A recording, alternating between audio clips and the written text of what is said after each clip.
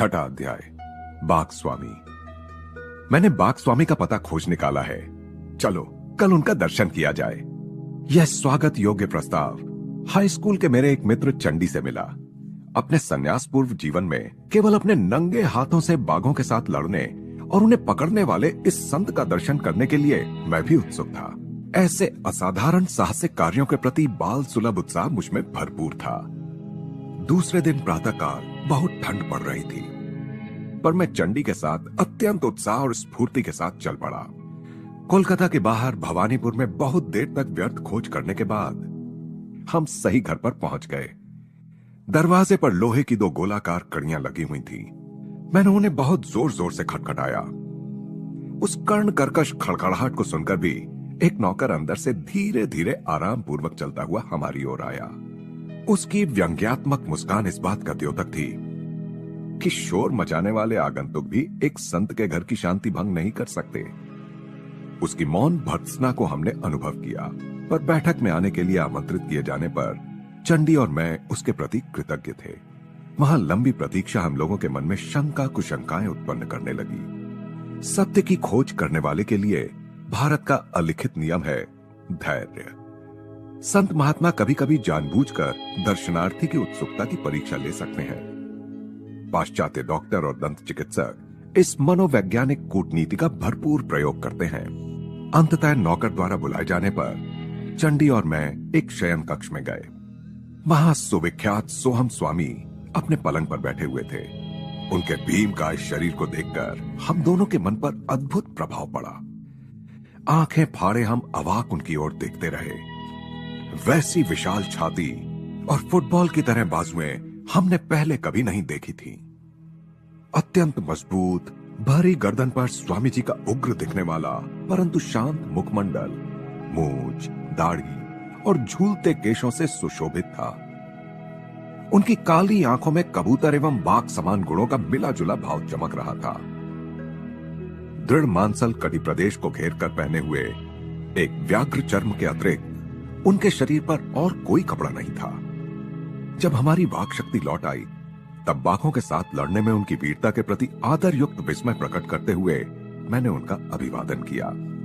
क्या आप कृपा करके हमें यह नहीं बताएंगे कि वन्य पशुओं में सबसे भयंकर रॉयल बंगाल टाइगर को केवल अपने हाथों से परास्त करना कैसे संभव है? मेरे बच्चों, बाघों के साथ लड़ना मेरे लिए कुछ भी नहीं है। आवश्यकता पड़ने पर मैं आज भी वह कर सकता हूं। वे बच्चों के समान खिलखिलाकर हंसे। तुम बाघों को बाघ मानते हो, मैं उन्हें मात्र बिल्लियां समझता हूं। स्वामी जी, मैं अपने मन को तो विश्वास दिला सकूंगा कि बाघ बिल्लियां मात्र हैं, परंतु क्या बाघों को मैं वैसा विश्वास करा सकूंगा? निश्चय ही शक्ति भी आवश्यक है। केवल कोई बच्चा बाघ को घरेलू बिल्ली मान लेगा तो उसे बाघ पर विजय मिल जाएगी, यह मानना व्यर्थ है। शस्त्र के रूप में मेरे शक्तिशाली हाथ ही पर्याप्त हैं। उन्होंने हमें अपने साथ आंगन में आने को कहा, जहां एक दीवार के किनारे पर उन्होंने प्रहार किया। दीवार की एक ईंट टूटकर जमीन पर गिर पड़ी। टूटे हुए दांत की तरह बनी खाली जगह से आकाश धृष्टतापूर्वक झांकने लगा। मैं हक्का बक्का रह गया। सोचने लगा, जो आदमी एक ही प्रहार से दीवार में चुनी हुई ईंट को गिरा सकता है, वह अवश्य ही बाघों के दांत भी तोड़ सकता है। अनेक लोगों में मेरे समान शारीरिक शक्ति तो होती है, परंतु फिर भी उनमें दृढ़ आत्मविश्वास का अभाव होता है। जो शरीर से तो बलिष्ठ होते हैं परंतु मन से नहीं, वे जंगल में स्वच्छंद विचरण करते हिंसक पशु को देखकर ही मूर्छित हो सकते हैं। प्राकृतिक परिस्थितियों में वास करने वाला और अपने मूल हिंसक स्वभाव के अनुसार जीने वाला बाघ सर्कस के अफीम खिलाए गए बाघ से अत्यंत भिन्न होता है।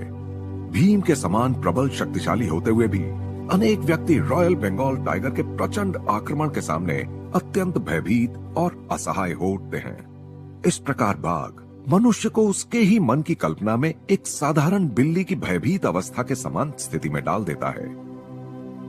परंतु जिस मनुष्य में यथावत बलिष्ठ शरीर के साथ साथ अत्यंत दृढ़ विश्वास हो, वह इस परिस्थिति को बाघ पर ही उलट सकता है और उसे यह मानने पर विवश कर सकता है कि वह एक बिल्ली के समान ही आत्मरक्षा में असमर्थ है। कितनी ही बार मैंने यही किया है। मैं यह मानने के लिए पूर्णतः तैयार था कि मेरे समक्ष उपस्थित अति शक्तिशाली पुरुष बाघ को बिल्ली में रूपांतरित करने में समर्थ थे। वे कुछ उपदेश देने की मन स्थिति में प्रतीत हुए। चंडी और मैं आदर के साथ उनकी बातें सुनने लगे। मन ही मांसपेशियों को नियंत्रित करता है। जैसे हथौड़े के आघात की शक्ति उस पर लगाए गए बल पर निर्भर होती है, वैसे ही मनुष्य की शारीरिक शक्ति की अभिव्यक्ति उसकी आक्रामक इच्छा शक्ति की तीव्रता एवं साहस पर निर्भर करती है। मन ही अक्षरशः शरीर का निर्माण करता है और वही उसे जीवित रखता है। गत जन्मों की प्रवृत्तियों की प्रबलता के अनुसार अच्छे या बुरे स्वभाव गुण धीरे धीरे मानव चेतना में उतरते हैं। ये स्वभाव गुण आदतों में ढल जाते हैं और फिर ये आदतें एक वांछनीय या अवांछनीय शरीर के रूप में प्रदर्शित होती हैं।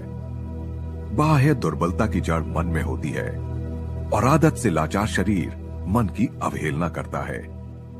इस प्रकार यह कुचक्र चलता जाता है। यदि मालिक नौकर की आज्ञा का पालन करने लगे तो नौकर निरंकुश स्वेच्छाचारी बन जाता है। इसी प्रकार मन भी शरीर की आज्ञाओं का पालन कर करके उसका दास बन जाता है।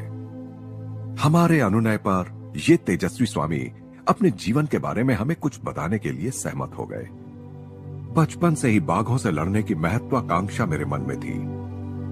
मेरी इच्छा शक्तिशाली थी, परंतु देह दुर्बल थी। मेरे मुंह से आश्चर्योद्गार फूट पड़ा।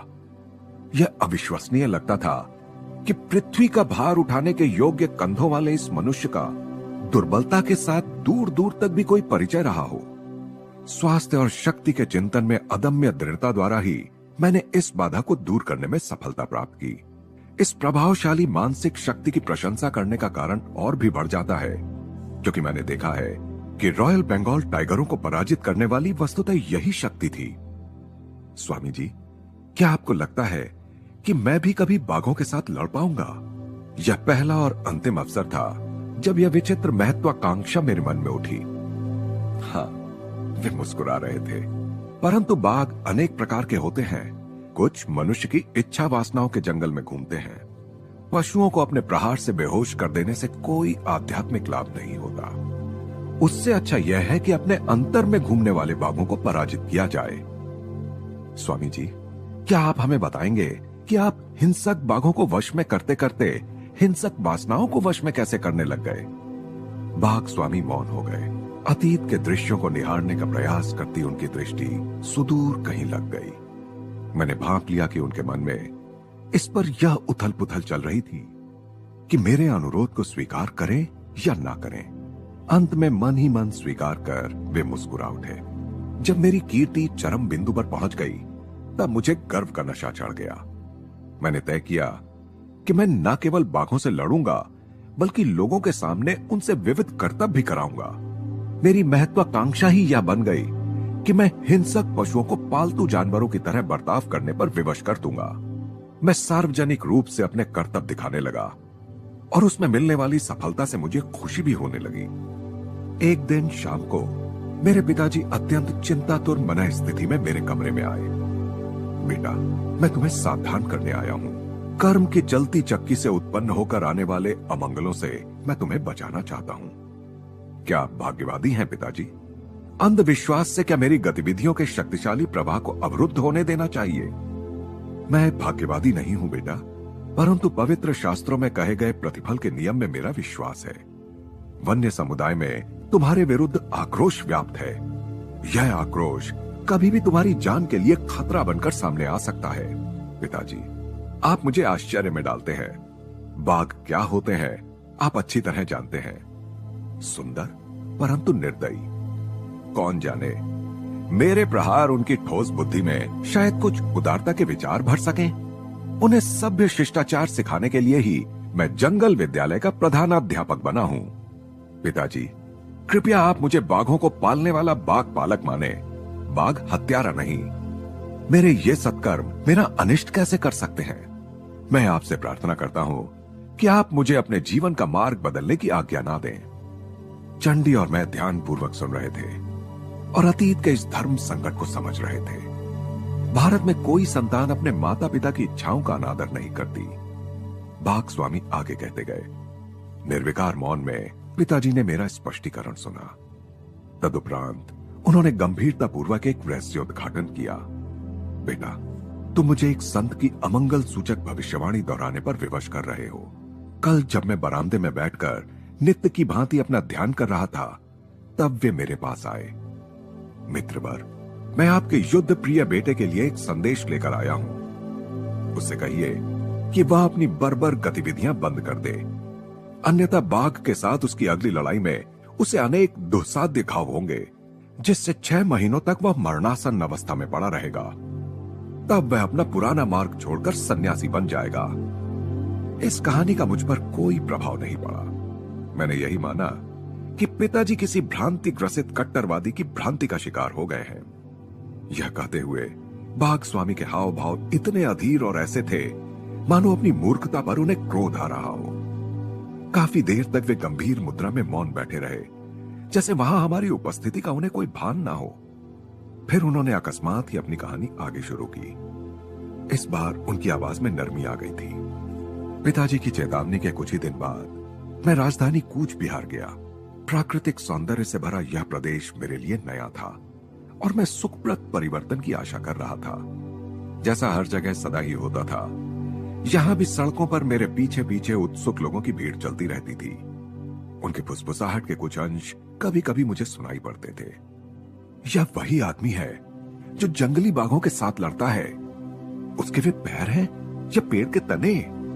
उसका चेहरा तो देखो, वह स्वयं बाघों के राजा का अवतार मालूम होता है। तुम तो जानते ही हो गांव के नटखट छोकरे किस प्रकार ताजा समाचार पत्र का काम करते हैं और किस गति से महिलाओं की मौखिक जनसूचना प्रणाली इस घर से उस घर समाचार पहुंचाती है। कुछ ही घंटों में मेरी वहां उपस्थिति से सारे शहर में खलबली मच गई। संध्या के समय मैं चुपचाप आराम कर रहा था कि घोड़ों की टापों की ध्वनि सुनाई दी। मैं जिस घर में रुका था उसी के सामने आकर वह ध्वनि रुक गई। लंबे कद के पगड़ीधारी पुलिस सिपाहियों का एक दल अंदर घुस आया। मैं अवाक रह गया। मैंने सोचा, इन पुलिस वालों के लिए कुछ भी संभव है। कहीं वे मेरे लिए पूर्णतया अगम्य किसी बात पर मेरी खिंचाई करने तो नहीं आए हैं। परंतु उन्होंने अपने सामान्य व्यवहार के विपरीत अत्यंत विनय के साथ मेरा अभिवादन किया। आदरणीय महोदय, कूच बिहार के युवराज की ओर से आपका स्वागत करने के लिए हमें भेजा गया है। उन्होंने कल प्रातःकाल आपको अपने राजप्रासाद में पधारने का आमंत्रण भेजा है। मैं थोड़ी देर इस पर सोचता रहा। किसी अज्ञात कारण से अपनी इस शांत यात्रा में उपस्थित हुए इस विघ्न से तीव्र उद्वेग की भावना मेरे मन में उठ रही थी। परंतु पुलिस वालों की विनयशीलता ने मेरे हृदय को छू लिया। मैंने निमंत्रण स्वीकार कर लिया। दूसरे दिन जिस दासोचित विनम्रता और खुशामद के साथ मुझे अपने द्वार से 4 घोड़े जुते हुए शाही कोच तक ले जाया गया, उसे देखकर मैं चकित रह गया। एक सेवक तीव्र धूप से मुझे बचाने के लिए एक अलंकृत छाता मेरे ऊपर पकड़े खड़ा रहा। नगर और उसके बाहर के वन क्षेत्र में से सुखद कोच सवारी करते हुए मुझे बड़ा मजा आ रहा था। युवराज स्वयं मेरा स्वागत करने के लिए राजप्रासाद के सिंह द्वार पर उपस्थित थे। अपने सोने से मढ़े आसन पर उन्होंने मुझे बैठाया और मुस्कुराते हुए स्वयं उससे कम साज सज्जा युक्त एक आसन पर बैठ गए। यह सब विनम्र सेवा निश्चय ही मुझ पर कोई मुसीबत लाने वाली है। बढ़ते हुए आश्चर्य के साथ मैं सोच रहा था। इधर उधर की थोड़ी बातें करने के बाद युवराज का उद्देश्य प्रकट हो ही गया। मेरे नगर में अफवाह फैली हुई है कि आप केवल अपने नंगे हाथों से जंगली बाघों के साथ लड़ सकते हैं। क्या यह सच है? बिल्कुल सच है। हमें इस पर विश्वास नहीं होता। आप शहरी लोगों के पॉलिश किए हुए चावल पर पले कोलकाता के बंगाली हैं। कृपया सच सच बताइए, क्या आप केवल निर्बल अफीम खिलाए बाघों से ही नहीं लड़ते रहे हैं? उनका स्वर ऊंचा और व्यंग्य भरा था। उनके बोलने के ढंग में उनके प्रांत की शैली की झलक थी। उनके उस सम्मानजनक प्रश्न का उत्तर देना मैंने आवश्यक नहीं समझा। हम हाल ही में पकड़े गए अपने बाघ राजा बेगम के साथ लड़ने की आपको चुनौती देते हैं। यदि आप उसका सफलतापूर्वक सामना कर सके और उसे जंजीर से बांधकर चेतन अवस्था में उसके पिंजरे से बाहर निकल सके, तो वह रॉयल बंगाल टाइगर आपका हो जाएगा। इसके अतिरिक्त हजारों रुपए एवं अन्य कई उपहार भी आपको मिलेंगे। और यदि आपने उससे लड़ना अस्वीकार कर दिया, तो हम अपने पूरे राज्य में आपको पाखंडी घोषित कर देंगे। उनके उद्धत शब्द गोलियों की बौछार के समान मुझे लग गए। मैंने गुस्से से उनकी शर्तें स्वीकार कर ली। उत्तेजना में आसन से आधे उठ खड़े हुए युवराज निष्ठुर मुस्कान के साथ वापस बैठ गए। उनकी वह मुस्कान देखकर मुझे उन रोमन सम्राटों की याद आई जिन्हें ईसाइयों को हिंसक पशुओं के साथ लड़ाने में आनंद आता था। युवराज ने आगे कहा, आपकी लड़ाई आज से 1 सप्ताह बाद होगी। हमें खेद है कि हम लड़ाई से पहले बाघ को देखने की अनुमति आपको नहीं दे सकते। युवराज को कहीं यह भय तो नहीं था कि मैं बाघ पर सम्मोहन विद्या का प्रयोग करूंगा या उसे अफीम खिलाने का प्रयास करूंगा, मैं नहीं जानता। मैं राजप्रासाद से चल पड़ा। मजे की बात यह थी कि अब की बार न तो राजछत्र था और न ही वह साज सज्जा युक्त कोच। अगले सप्ताह भर मैं आगामी अग्नि परीक्षा के लिए अपने मन और शरीर दोनों को विधिवत तैयार करता रहा। अपने नौकर द्वारा मुझे विलक्षण कहानियां सुनने को मिल रही थी। पिताजी को संत ने जो भीषण भविष्यवाणी की थी वह किसी प्रकार लोगों में फैल गई और फैलते फैलते बढ़ती गई। अनेक भोले भाले ग्रामीणों का विश्वास था कि एक दुष्ट आत्मा ने देवताओं के शाप के कारण बाघ का जन्म लिया था, जो रात को विभिन्न आसुरी रूप धारण करती है परंतु दिन में फिर से बाघ बनकर रहती है। लोगों का अनुमान था कि यह वही आसुरी बाघ है जिसे मेरा गर्भ हनन करने के लिए भेजा गया है। एक अन्य कल्पना यह थी कि बाघों की अपने देवता से की गई प्रार्थनाओं का उत्तर राजा बेगम के रूप में आ गया है। समग्र व्याघ्र जाति के लिए इतना मान हानिकारक ठहरे इस धृष्ट दोपाय को अर्थात मुझे दंडित करने के लिए उसे नियत किया गया है। एक लोम दंत विहीन मानव नख दंत युक्त शक्तिशाली पाद युक्त बाघ को चुनौती देने का दुस्साहस करे। लोग यह भी कह रहे थे कि सभी अवमानित बाघों के द्वेष ने मिलकर इतना जोर पकड़ लिया है कि बाघों का मान मर्दन करने वाले इस अभिमानी पुरुष का पतन कराने के लिए वह जोर अब सूक्ष्म नियमों को कार्यान्वित कर रहा है। मेरे नौकर ने मुझे आगे बताया कि युवराज स्वयं मानव और पशु के बीच होने वाले इस द्वंद्व के व्यवस्थापन का कार्यभार संभाल रहे थे।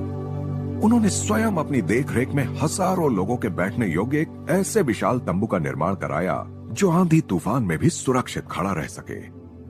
उस तंबू के मध्य में लोहे के एक विशाल पिंजरे में राजा बेगम को रखा गया था।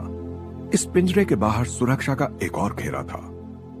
राजा बेगम निरंतर खून जमा देने वाली भयंकर गर्जनाएं करता जा रहा था।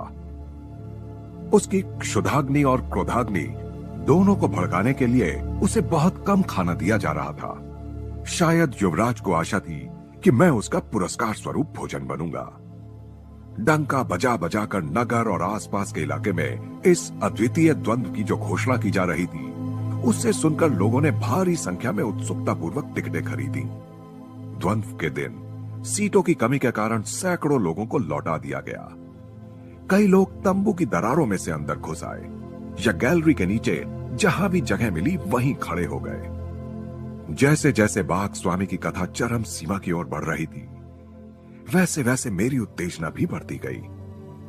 चंडी भी मंत्र मुग्ध होकर अवाक बैठा था। राजा बेगम की कान फाड़ देने वाली गर्जनाओं के और भयभीत दर्शकों के कोलाहल के बीच मैंने शांत मन से तंबू में प्रवेश किया। लंगोट के अतिरिक्त मेरे शरीर पर और कोई कपड़ा नहीं था। मैंने सुरक्षात्मक घेरे के दरवाजे का कुंडा सरकाकर उसे खोला और अंदर जाकर अपने पीछे शांत मन से दरवाजे को बंद कर लिया। बाघ को रक्त की गंध लग गई। उछलकर धड़ाम से लोहे की छड़ों से टकराने की ध्वनि के साथ उसने मेरा भीषण स्वागत किया। करुणार्द्र भय से दर्शकों में सन्नाटा छा गया। उस अति उग्र बाघ के सामने मैं निरी मेमना लग रहा था। पलक झपकते ही मैं उसके पिंजरे में घुस गया, परंतु जैसे ही मैंने दरवाजा बंद किया राजा बेगम उछलकर सीधा मेरे ऊपर आ गया। मेरा दाहिना हाथ पूरी तरह क्षत विक्षत हो गया। बाघ के लिए परम स्वादिष्ट मानव रक्त की प्रचंड धाराएं गिरने लगीं। संत की भविष्यवाणी के सत्य होने के आसार नजर आने लगे। इस प्रकार की गंभीर चोट मुझे जीवन में पहली बार आई थी, पर मैं तुरंत उससे संभल गया। रक्त रंजित अंगुलियों को लंगोट में घुसाकर मैंने उन्हें छिपा लिया और बाएं हाथ से एक हड्डी तोड़ प्रहार बाघ पर किया। बाघ लड़खड़ाकर पीछे हट गया, पिंजरे के अंत तक पीछे गया, फिर पलटकर अत्यंत गुस्से के साथ पुनः मुझ पर झपटा। मेरे सुविख्यात मुष्टि शासन के प्रहार उसके सिर पर बरसने लगे। परंतु राजा बेगम को रक्त का जो स्वाद लग गया था, उसने उसी प्रकार उन्मत्त कर दिया था जैसे दीर्घ काल तक शराब से वंचित रहने वाले शराबी को शराब का पहला घूंट उन्मत्त कर देता है। बीच बीच में कान बैठा देने वाली दहाड़े मारते हुए उसके आक्रमणों की उग्रता बढ़ती ही जा रही थी। उसके दांतों और नखों के आगे मेरा केवल एक हाथ से बचाव करना अपर्याप्त पड़ रहा था और मेरी आत्मरक्षा प्रणाली अभेद्य नहीं रह पा रही थी। परंतु मैं भी तिलमिलाने वाले प्रहार उस पर करता गया। दोनों ही रक्त रंजित होकर जीवन मरण का युद्ध लड़ रहे थे। पिंजरे में कोलाहल था, चारों दिशाओं में रक्त के छींटे उड़ रहे थे। बाघ के गले से पीड़ा और खूनी प्राण पिपासा के चीत्कार फूट रहे थे। गोली चलाओ, बाघ को मार डालो, दर्शक चीख रहे थे। मानव और पशु इतनी तेज गति से हिल रहे थे कि एक सिपाही की गोली भी निशाना चूक गई। मैंने अपनी सारी संकल्प शक्ति एकत्र की और भीषण गर्जन के साथ उसके मस्तक पर एक अंतिम खोपड़ी तोड़ प्रहार किया। बाघ गिर गया और ठंडा होकर पड़ा रहा। पालतू बिल्ली की भांति मैं बीच में ही बोल पड़ा। स्वामी जी खिलखिलाकर हंस पड़े। फिर उन्होंने तन्मय कर देने वाली अपनी कहानी को आगे बताना शुरू किया। आखिर राजा बेगम पराजित हो ही गया। उसका रहा सहा राजगर्भ भी चूर चूर हो गया। अपने विदीर्ण रक्त रंजित हाथों से मैंने उसका जबड़ा खोला और एक नाट्यपूर्ण क्षण के लिए उस खुले मृत्यु द्वार में अपना सिर रखा। जंजीर के लिए इधर उधर देखा और जमीन पर पड़े जंजीरों के ढेर में से एक जंजीर खींचकर उससे बाघ की गर्दन पिंजरे की छड़ों के साथ बांध दी। विजयोल्लास में मैं दरवाजे की ओर चलने लगा, परंतु वह मूर्तिमान शैतान राजा बेगम उसकी कल्पित आसुरी उत्पत्ति के अनुरूप ही वह जीवट था। एक ही विस्मयकारी झटके के साथ जंजीर तोड़कर वह मेरी पीठ पर झपट पड़ा। मेरा कंधा उसके जबड़े में फंसा हुआ था और ऐसी स्थिति में मैं जोर से नीचे गिरा, परंतु पलक झपकते ही मैंने उसे अपने नीचे धर दबोचा। निष्ठुर प्रहारों के आघातों से वह अर्धमूर्छित हो गया। इस बार मैंने उसे अधिक सावधानी पूर्वक बांध दिया। धीरे धीरे मैं पिंजरे से बाहर निकला। फिर से चारों तरफ चीख पुकार सुनाई दी। इस बार वह हर्षोल्लास की थी। भीड़ की चीख पुकार की हर्ष ध्वनि जैसे एक ही विराट गले से निकल रही थी। मैं भीषण रूप से घायल तो हो गया था, परंतु फिर भी मैंने द्वंद्व की तीनों शर्तें पूरी कर दी थीं।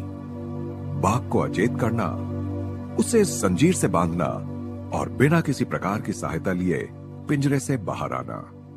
इसके अलावा मैंने उस हिंसक पशु को इस तरह घायल और भयभीत कर दिया था कि मेरे सिर का अप्रतिम पुरस्कार अपने मुख में पाकर भी उसकी ओर उसने कोई ध्यान नहीं दिया।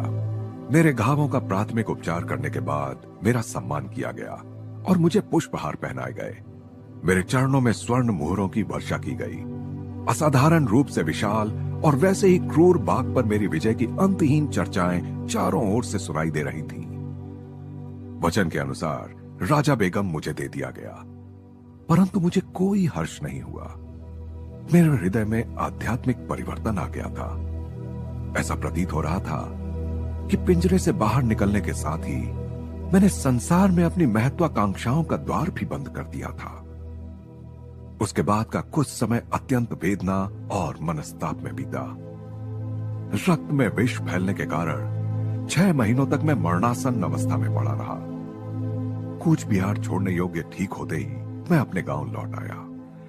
एक दिन विनम्रता पूर्वक मैंने पिताजी से कहा, अब मैं जान गया हूं कि जिन साधु ने सावधानी का विवेकपूर्ण इशारा दिया था वही मेरे गुरु हैं। काश मैं किसी प्रकार उन्हें ढूंढ पाता। मेरी लालसा सच्ची थी, क्योंकि एक दिन वही संत बिना किसी सूचना के हमारे घर पधारे। शांत अधिकारपूर्ण वाणी में वे बोल रहे थे, बाघों का दमन बहुत हो गया, मेरे साथ आओ, मैं तुम्हें मानव मन के जंगलों में विचरने वाले अज्ञान रूपी पशुओं का दमन करना सिखाऊंगा। तुम्हें दर्शकों की आदत हो गई है, अब योगाभ्यास में तुम्हारी रोमांचक निपुणता से झूम उठने वाले देवता तुम्हारे दर्शक होंगे। मेरे गुरु ने मुझे आध्यात्मिक मार्ग की दीक्षा दी। मेरी आत्मा के दीर्घ काल तक अप्रयुक्त रहने से जंग लगे खोलने में कठिन द्वार उन्होंने खोल दिए। शीघ्र ही एक दूसरे का हाथ थामे मेरी साधना के लिए हम दोनों हिमालय की ओर चल पड़े। अपने तूफानी जीवन की एक झलक हमें दिखाने के लिए कृतज्ञ होकर चंडी और मैंने स्वामी जी के चरणों में प्रणाम किया। मुझे और मेरे मित्र को लगा कि बैठक में उपेक्षा में की गई लंबी प्रतीक्षा का हमें भरपूर प्रतिफल मिला।